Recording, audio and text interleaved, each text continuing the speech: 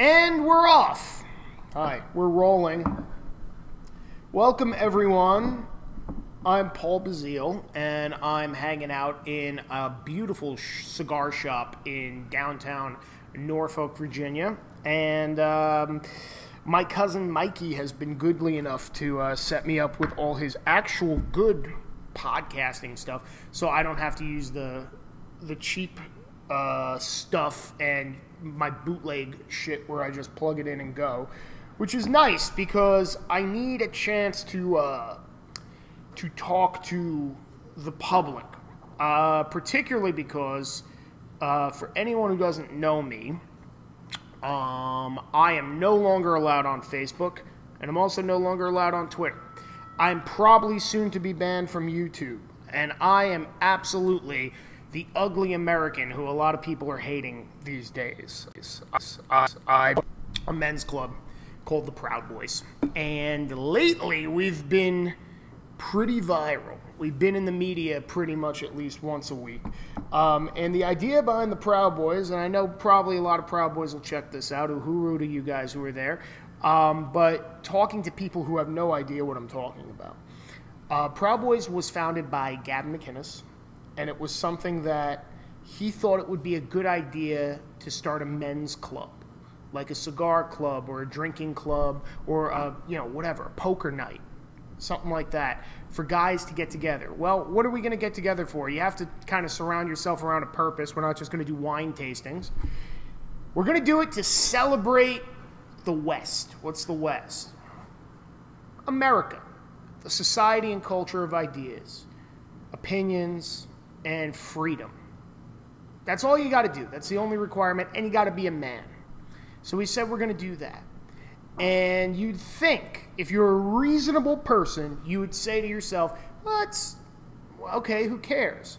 If you're profoundly mentally ill, you'll think to yourself, we need to go and attack those people as often as we can. And when I say attack, I don't mean like say mean things about them. I mean like show up and throw things and try to punch as hard as possible. And that's what happened. We had the Antifa group, which if you don't know who Antifa is, which most of you probably do, but Antifa, who is a Marxist group of vegans who put on masks and throw fire at people. They also like to throw their own piss and shit, which is an odd decision to make as a group, if you think about it. To get together as a group and decide to shit in Tupperware and then do 4-hour anger drives to wherever the fuck you're going, just pissed off, like you're driving from fucking New Hampshire to D.C., just mad 10 and 2 with like a pile of your own feces in a Tupperware container next to you. It's a little fucking weird. But those, according to the media, are the reasonable good guys that we should all side with. And those are the guys who were taking shots at us. So what ended up happening was, I write for Milo Yiannopoulos, who's conservative journalist, and I do editorialized journalism with Milo and cultural commentary and things like that. And it's very goodly of him to give me that forum. Before that, I was doing mostly films and documentaries, but it takes a really long time to make a documentary and say what you want. Now it's like if I have an opinion, oh cool, I could write it down and get it to an audience like that, which is nice. Unfortunately, we don't live in a time of nuance. I was just explaining this to my cousin. We don't live in a time of nuance where, like, you could say, like, if you can't say something in one sentence that sounds catchy, people think, well, it must not be true. So I disagree with a lot of people. And I'm going to probably disagree with you, whoever you might be, at some point or another. And that doesn't mean I hate you. And it doesn't mean I want you holocausted. And it doesn't mean I want anyone wiped off the face of the planet. All it means when we disagree is we have to talk a little more about it. And I think that that's a reasonable thought to have. Most people these days aren't having that thought. They think, well, if you, and there's people on the right like that too. I mean, what's her name? Sinead O'Connor. She's a great singer. I mean, I like the song Nothing Compares to You. It's not like she had a million awesome albums. But her politics are doo-doo, and as a human being, she seems like a total shithead. I would if I was trapped in an elevator with Sinead O'Connor, I'd fucking turn a goddamn gun on myself. But she has a good voice. I'm allowed to have two thoughts in my head at once. And that doesn't seem to be applicable nowadays to anybody else, including a guy like me, you know? It's not like I'm a millionaire. I'm a guy who writes and asks questions and gives my opinion, and that's pretty much what I'm qualified to do in the realm of journalism, you know? And I don't feel that journalism is simply running at somebody and screaming a question and then going, ha ha ha, I win, when I got on my little selfie stick camera. That's not journalism either. I feel like all you got to do is ask some reasonable questions and then kind of get into it with the angle that you're taking, whether or not you shape the world, and be honest about that angle. Be honest. That's the problem with when people say fake news, which has become like a buzzword. Fake news doesn't mean, like, you know, now it's just like fake news, ignore it, fake news, fake news. No, it's not what fake news is. What fake news is, and this is really what I wanted to get into, is the media stuff and how quickly they could take you down. And I'll use the Proud Boys, I'll get back to that as an example. Fake news is taking something and claiming to have one context with it, like an objective context, but not really being objective at all. Fake news is putting a headline that's totally misleading, and then maybe putting the truth in your article so you don't get sued, which seems to happen a lot lately. And then going, what? We weren't fake, read the article, ha ha ha ha ha. And it's like, yes, but in the case of my men's club, we had an incident in New York where 9 of my friends were wanted. I believe 5 of them turned themselves in at the moment. And they were all club members, and they were attacked by a bunch of guys in black masks who were throwing glass bottles of piss at them. This is after Gavin McInnes' speech. Before the Gavin McInnes speech, they were actually sending death threats to the New York Metropolitan Republican Club. This happened in New York City. And it's the GOP headquarters, which is vaguely important in a democratically run city, in a state run by Democrats. This is basically the Republican headquarters inside New York City. Yeah, it was attacked. It was vandalized. There were notes there. Was there a broad investigation where the governor said, we will find these people, no one can threaten you politically? No. What happened was afterwards, there was a fight because people were throwing piss and following and stalking and harassing guys in my men's club. Those guys, who, keep in mind, these are all blue-collar guys. These are all like iron workers and construction workers and stuff, against a bunch of like upper class, like white kids from Columbia University who, you know, who think acoustic guitar music, it like still blows their mind when they smoke too much weed, and they get emotional and they cry and they talk about their feminine side and shit like that. This is the people that we're dealing with. We're dealing with people who, you know, fucking hang out in like, I'm trying to think. Where would an Antifa person hang out? I don't know. Who hangs out at like socialist meetups and thinks that they're being like a revolutionary, who goes to like, you know, the Marxist class that they have, and they think that they have like this brand new idea that hasn't been around for 150 fucking years and failing for 150 years. So they get attacked, they fight back. It's on video. It's on security camera. There's like 3 different angles of what happened. And what ended up happening was, you got the mayor, you got the attorney general of New York, and you got the governor, Andrew Cuomo, who all turned around and all said, we have to destroy the Proud Boys. And this is why that's important. I'm not a Proud Boy. What the fuck do I give a shit? I understand. Doesn't matter if you're not a Proud Boy. Here's why that's important. Because what they're saying about the Proud Boys, that they're a hate group. Why are they a hate group? Well, when there was the fight, somebody said the word faggot to one of the guys. Because keep in mind, the Antifa people cannot fight very well. So there is no Antifa super soldier. They got handily beaten by these blue-collar working-class dudes of multi races and ethnicities, like a Benetton ad, coming together to beat up screwed up in the head rich white kids. It was actually, I would think it's Karl Marx's dream. But no, because you're not doing it for the reasons we want you to do it. So they did this, and their commentary, the commentary that the news had was, Proud Boys are a hate group? Why? Well, because they're at the Republican Club and they like Gavin McInnes. Well, so what? Is Republicans all racist? According to these people, yes. But they're not saying that in the article. That's the between the lines implications. Gavin McInnes a racist. Obviously not. He has a mixed race family. He's never had an issue with anybody of different backgrounds. He's a guy who likes to chat. He's a guy who likes to sit down and have a conversation with you, particularly if you are something totally different from, if you're like an Eskimo who only talks in an Irish accent, he wants to sit and get into your head and figure out what's up with you. But people don't see that, and they see, oh, well, he's conservative. You know, he's definitely conservative. Most intelligent commentators these days are conservative. I haven't seen many awesome socialist commentators emerge from the last 2 years, you know. There hasn't been anyone in the last 2 years that flipped, like some super smart Republican guy who flipped and got converted by, like, Bernie and said, oh, Bernie's math just makes sense, because it doesn't. And we all know it doesn't. So what ends up happening is they take the Proud Boys, they call it racist and extremist and hate-filled and male chauvinist, anti-woman, anti-this, and they put all these opinions on essentially what amounts to a politically incorrect men's social club. A men's social club where you don't have to stand on ceremony for Marxist newspeak, which is a beautiful idea.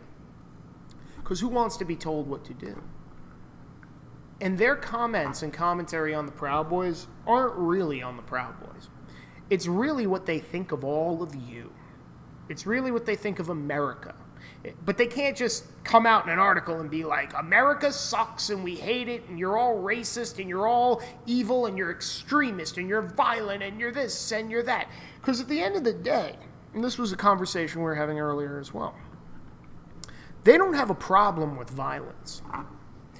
They don't have a problem with extremism, which doesn't mean anything, because you're an extremist in what? I'm an extremist and I like hugs. I'm a hug extremist.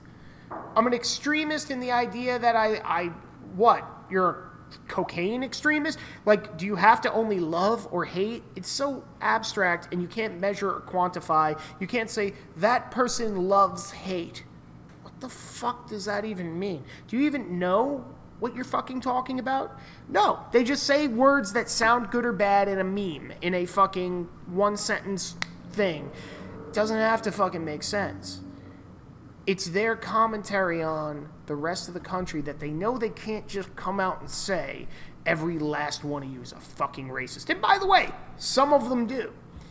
What the Proud Boys were, and are, is a group of guys who had the balls to put a name on it, who had the balls to gather under a singular moniker and say, we're a club within a club. America in itself is a club, and we want to be a club that celebrates and shows admiration to the nuclear family and entrepreneurship and housewives and having babies and starting a business and sports and beer culture and all these things that make America great.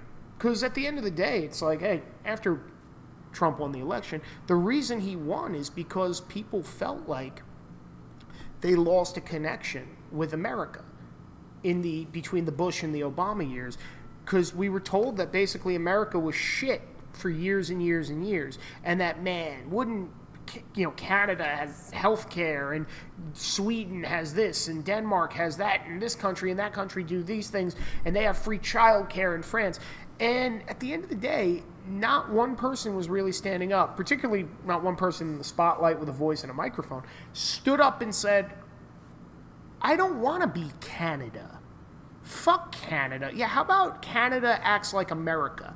like they've been doing their whole fucking existence. How about we don't go, oh, let's be anything but Americans, you guys, which is exactly, sorry about that, which is exactly what the kind of the plan seemed to be, at least for the decade before Trump came in. And there seemed to be something missing. There was a big piece missing in the American soul. And that piece was filled by Trump, who is, like me and like my friends, the ugly American who people don't like. And people love to point at and go, and because they literally want to point at me and go, you killed all the Indians. And they want to point at me and go, you are if today was back then, you would have a slave. And I'm like, why do you think that? Like, what? And you're basing this on what? It's something that they leave out of all these things, the protesters who are the Antifa domestic terrorist organization as classified by the FBI. Something they leave out of all these things is because I mean everybody is suddenly obsessed with 1930s European politics for some reason. And they call you fascist or a Nazi or something like that. And these are all people who don't even know what the fuck that means. They're too dumb to know that the Nazis were considered the progressives of their time. And I say that with all the disgust it deserves and with all the vitriol that it deserves. I don't say that with any kind of admiration or any kind of reverence to anything that was started by the Nazis. They were the new modern socialists of the 1930s. When socialism failed after World War I, Mussolini said, ooh, what's the missing ingredient? And he realized, well, there were socialists in Germany, and they fought for Germany, and there were socialists in France fighting for France, because people fight for their nation, so we need to make a national socialism, which is why Germany and Hitler named his party the National Socialist German Workers' Party. And the people these days screaming that they want socialism and they love Marxism, but they hate Nazis, don't even understand what the fuck they're talking about. The black shirts in Italy and the brown shirts in Germany back in World War II and before, their big feather in their cap was going to universities and college campuses and breaking windows and shouting down speakers and silencing speakers. And it was a huge victory for them if they could get the event canceled. And they would be like, yeah, we won. That is fascism at the ground level. It's fascism in action. And you've never seen in the past 2 years, at very least, but I could go back further, you've never seen the conservatives of today, particularly the new right and the modern conservatives. You've never seen Milo Yiannopoulos or Ben Shapiro or Steven Crowder or Dinesh D'Souza, who I love ripping off and I just did, or Gavin McInnes for that matter, or the Proud Boys. You've never seen them go, let's go shut down Hillary Clinton talking.